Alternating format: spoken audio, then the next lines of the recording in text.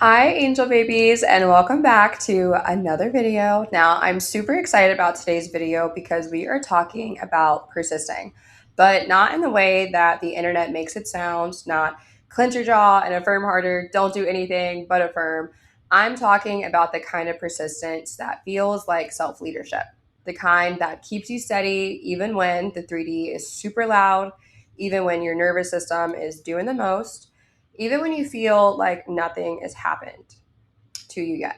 Because if you've ever thought, I'm tired, I've been doing this way too long, I don't feel the state, I'm triggered all the time, should I just move on? I'm seeing literally no movement, then this video is for you because I got you. I get it. So, the thing that really helped me shift my perspective on this being something, so magical and mystical and only working for some people is the fact that you are always persisting. You don't ever stop persisting. You just switch what you're persisting in. So you're either persisting in it's done, it's mine, it's normal to you, or you're persisting in it's not here, it's not working, I can't have it. Because either way, you're choosing an identity. Either way, you are choosing a reality. So I need you to stop treating like your desire is this big probability or this maybe chance, like it's living on a prayer or it's something that might happen if you just do enough techniques correctly, because that's not the law of assumption. Law of assumption is creation is finished, meaning the version of reality where you already have it exists now. So the question is not, can I have it? The question is, can I remain faithful to the state until it becomes the only thing that feels natural? Because a lot of people are still subconsciously living from, I'll believe it when I see it. But as we know, manifestation is the reverse. You see it because you believed it.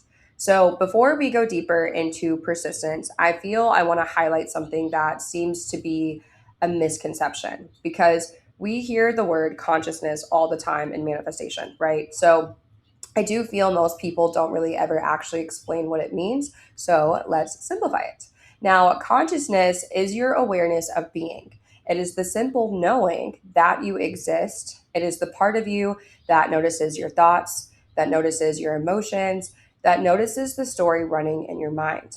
Now, your thoughts come and go, but consciousness is the observer behind those thoughts. It is this awareness that says, I feel anxious right now. I keep thinking about that person. I believe love is so hard, or whatever is coming up. That awareness is your consciousness. Now, here is where your little aha moment is going to happen because your consciousness is not passive. Your consciousness is actually very creative. Now, the state of consciousness that you continue to occupy is what your life will reflect. So, in simple terms, whatever feels true and normal to you internally on a daily basis becomes what your world shows you externally. So if your consciousness believes, I am always highly favored, people love being with me, people love being around me, I just light up any room I walk into, life always works itself out for me, your reality is always going to organize itself around that belief. Now, if your consciousness believes things never work out, people always leave me, life is so hard, your reality is also going to organize around that as well. Now, it's truly not because the world is against you, and I know it may feel that way. It is simply because your consciousness is the lens that reality reflects through. Now, the easiest way for me to understand this is to imagine consciousness like wearing colored glasses. I remember I watched this video of this man, and he talks about how once you put these glasses on, you cannot take them off. And it really shifted something within me because I realized that reality is through the lens of my choice. So if I put on red glasses, everything looks red. The world didn't turn red, my lens just changed. Now your consciousness is going to work the same exact way. So it's the lens through which you are interpreting life and people and love and money and opportunities, genuinely everything. So when your state of consciousness is changed, you just change the lens. And when the lens is changing, your reality is always going to reflect something new to you. So, this is why manifestation is not about micromanaging and controlling every single circumstance that pops up. It's just about changing the consciousness you live from, because once your consciousness can accept this as something normal, you will always see your 3D reality conform to that. That is why Neville said consciousness is the only reality, because we aren't out here pretending that the physical world doesn't exist. We understand that the physical world is constantly reflecting the state of consciousness that you occupy.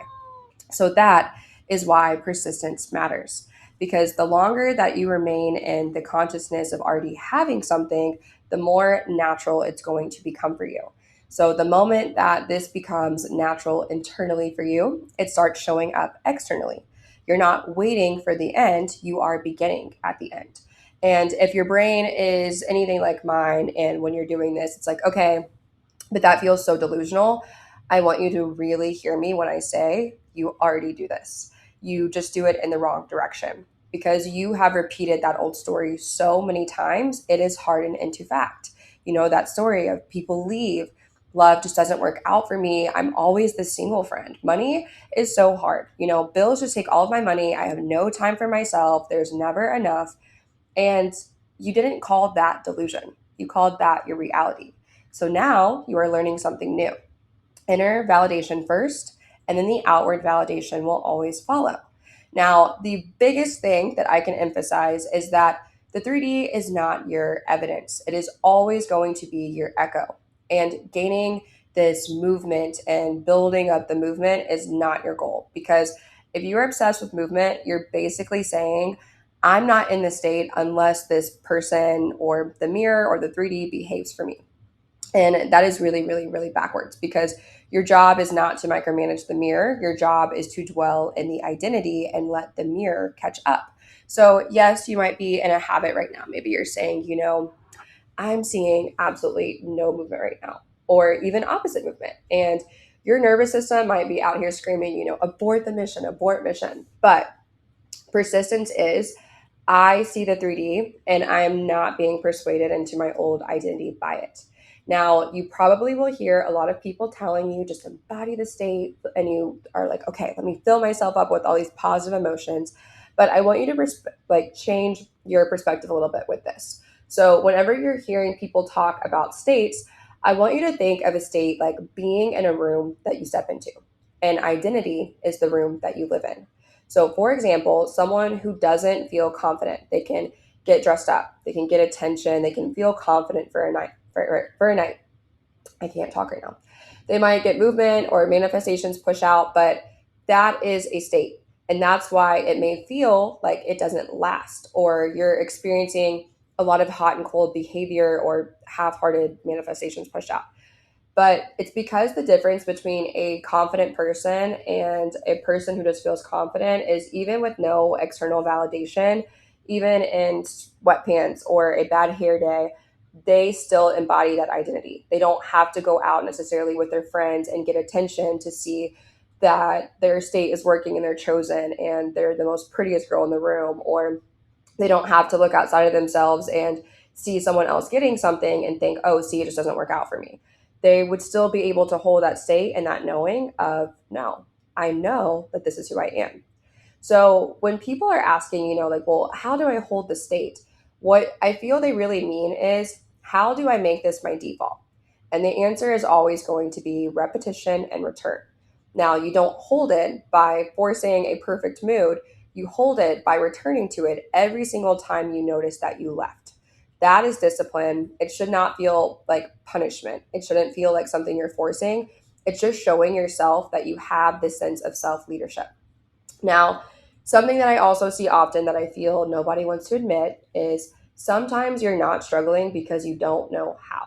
You're struggling because your body genuinely thinks that getting what you want is unsafe. And that is why manifestation can really start to feel overwhelming. Because I know, even for me, sometimes taking on the idea that you create your reality can be really overwhelming, especially if you are someone that has low self esteem or past traumas or experiences that really shaped you in a different way. Now, it could be a number of things, and you don't necessarily need to go into every single why or uncode every single thing that ever happened. But you want to make sure that you are being honest with yourself during this process, because you will always know what you need best. Now, a lot of time when this is something that you waver over, it's because your root foundation of worthiness or deservingness is very unstable. So when some people come across the law, or maybe you have even been in it for a period of time, it can be really overwhelming to you because you start scanning. Did I affirm right? Did I do that technique long enough? Did I just react wrong? Do I need to heal more? Should I revise this? Maybe I should try this technique, or should I start robotically affirming? What if I just messed everything up? So your nervous system is now going into constant problem solving mode, and that is going to create maybe heaviness in your chest, or noticing that you're in flight, fight, or freeze mode, or your anxiety is spiking all the time, or you have these obsessive checking spirals, and then you think the problem is your desire, and it's not. It is the pressure identity that you are carrying around your desire. So if you feel overwhelmed, here's what you need to realize is you are not failing, you are just dysregulated. And when you are dysregulated, you are going to interpret every single thing as danger. You're going to interpret it as working against you.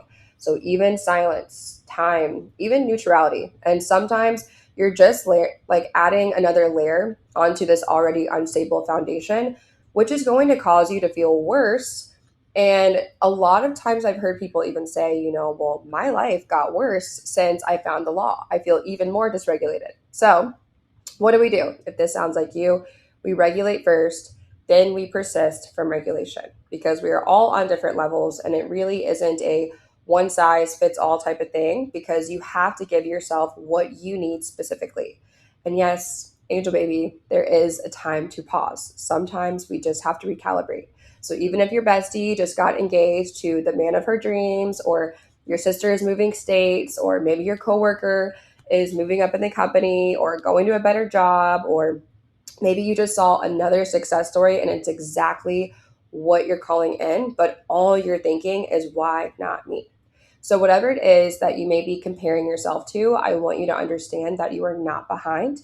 If you are having a mental breakdown every day, if your body is always in this panic mode constantly, take a break. Okay. And this doesn't mean that your desire is wrong and it's not just going to happen for you. It means that your desire is not going anywhere. Okay. Because you're pausing to come back to yourself, because you manifest best when you're not trying to survive your own mind and your body. So the break is not giving up. The break is you choosing, I'm returning to safety. I'm returning to me. So watch your mental diet and the way that you are perceiving everything happening around you. I want you to really notice what you're talking about, and you have to stop saying, it's not working. It's just taking too long. Maybe I can't. Maybe it's not meant for me. Okay. You are a creator. Your words are not commentary, they are commands. So instead of saying, I'm trying to manifest this, say, I am selecting the reality where it's done. I'm living from the identity that has it. I always get what I want. It is genuinely so safe for me to receive. My body knows this as natural. My body knows this as normal, because I know exactly what to do, and I trust myself to do this. And if and when the 3D may say otherwise, say the 3D always listens to me. Okay, step into your power. Now, I like to look at the 3D as masculine energy and us as the feminine energy. Okay, it's the 3D is giving us the external and conforming to us. We are just the energy behind it, allowing it to truly flow through us. We allow ourselves to receive. Okay, but as I was talking, I just wanted to add this topic on because I want to pause here and I want to ask you something really important. What is your belief about life itself? Because a lot of people are trying to manifest love, money, success, their SP, but their deeper assumption about life sounds like, life is really hard. Life is unfair. Nothing works out for me. Earth sucks. I hate it here. I don't belong here. Why am I even here? And listen, I'm not judging that, because I've definitely had moments where I've said that out loud. But remember the law. An assumption, though false, if persisted in, will harden into fact. So if your underlying identity is saying life is a struggle, then life has no choice but to mirror that. You will keep finding proof that things are hard, that things don't work out, that things are just so unfair, Not because life is against you, not because life is here to punish you, it's because life is reflecting you. So sometimes the shift isn't just affirming for your specific person or money or your specific desire. Sometimes the shift is asking yourself, what do I believe about life itself and how it works for me? Because if you start assuming something different, like, life is actually such a fun experience. Life is an adventure. Life always works in my favor. The world is here for me to explore. God wants me to have this experience. The universe is in my favor and working with me. Everything starts moving so differently for you. And I feel this is what Neville really meant when he talked about the pearl of great price, because the pearl is the realization that your consciousness is creating your reality. And once you buy that pearl, you stop looking outside for proof. You stop letting circumstances decide what's possible for you. You realize the world itself is the playground of consciousness. The world is the oyster, right? The world is your oyster. That's the saying. And you get to choose what pearl you pull from. Now, this reminds me too, because my client today, she's been having so many major breakthroughs with this work that we've done. And it has been so beautiful to watch. I could literally cry right now because it just makes my heart so happy. But today when we were on call, I swear her inner child came out and it just came back online. And she even said herself, like, life is my playground. And she's just been watching so many beautiful manifestations come to light that she's been struggling with. And it was just so beautiful that she was able to have this, because she did kind of struggle with the idea of life being against her and not being deserving of these experiences. And these are genuinely the shifts that I just want each of you to have and experience, because you deserve to have life move this way for you no matter what. So if life has felt heavy or unfair before, you don't have to keep identifying with that version. You can decide right now in this moment that life actually supports me. Life is unfolding for me. Life is an experience that I get to play in. And the moment that you truly shift that assumption, life will start reflecting something completely different back to you. It doesn't fail, it is the law. I have experienced it, and I've watched so many other people experience this as well. So persist in your state, regulate your nervous system, and most importantly, I want you to start expecting life itself to be on your side. So here's what I want you to do. If I know you're into this video by now and you're like, okay, what do I do? I want you first thing in the morning to choose your room, choose your state, 2 minutes, just declare, I am the version of me who has this. It's normal. I don't chase, I receive it. It's so easy. Then I want you to do one nervous system regulation, whether it's breath work, tapping, a walk, shower, whatever. You know what is going to give you comfort. Now, next, you're going to have the return rule. So every time you notice your mind spiraling, don't argue with it for at least 30 minutes. Just return. Nope, I'm the one who has it. Go back to the present moment. Go back to your life, because these are just mini check-ins you'll have with yourself, because once you normalize checking in with yourself in that way, you'll probably be able to see where you have been serving two masters. So then lastly, at night, you want to fall asleep as the one. So don't review what went wrong, revise your day. Very quickly, very easily. Everything moved in my favor. I was chosen. I was safe. I was supported. God supplied all my needs today. Thank you, thank you, thank you. And then rest and the knowing and the security. That is persistence. That is consistency. You are just filling your day up with showing up for yourself, getting done whatever needs to be done, and then knowing at the same time it's all happening for you. So allow it to be fun, because it's your experience. It does not need to be so difficult. So if you take nothing else from this video, I want you to really remember you are always persisting. Just make sure you are persisting in the reality that you actually want, okay? You're not waiting for permission. You're not waiting for the end. You're not waiting for movement. You are choosing a state, you are selecting your room, and you're returning to it until it becomes identity. And you get to decorate that room and create it however you want to, okay? It's your room. Choose it. So if you're overwhelmed right now, it's not a sign to quit. It's a sign to regulate, because you don't need to earn receiving. You just need to normalize it. So if this gave you an aha moment, I want you to comment, I persist in having. And if you want my containment method for when the 3D triggers you, or you want to work with me one-on-one, I also have other free courses. I will link them down below. I adore you, angel babies, and I will see you next time.